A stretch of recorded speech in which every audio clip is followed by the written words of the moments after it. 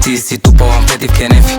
Кво не ме кефи да хвърляш салфетки с отрепки по кръчмите селски с ключеците, да задобрел си, батенце спрел си, масажите вкарам орел си. Виждам зелен си, вади си листа и води бележки, че в листа ти влиза с тежките лекции. Не слеям тенденции към стилове, нямам претенции. Скачам на граймове, дрилове, трапове, като банда чеченци. Влизам вселенски, насираш се като пред Путин Зеленски. Смешник, вдига се пушък, защото гърмим кът катюша. Нищо, че вече не пуша и съм послушен, но още стоя за думите среден за уши. Тостия пушък е тъжен, когато няма какво в устата да мушне. Знам как е дуже, хлеба ме чака на масата буджав.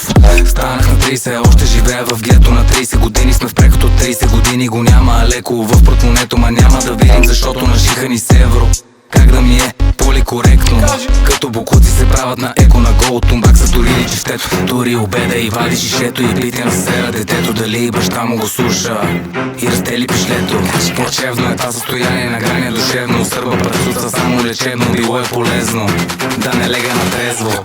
Let's go, това не е чалга парти интернешнъл, това е грузинския денсхол. Аре пусни планета, че стана ми тежко.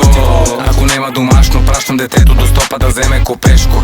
Чули Андрешко, фани, свърши нещо полезно. Има такъв народ, ма нема такава държава.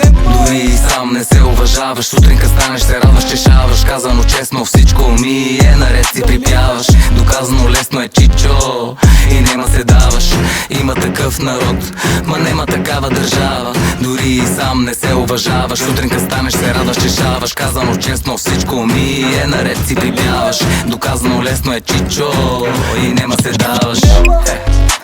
Такова е положението, ате. Кръв и месо.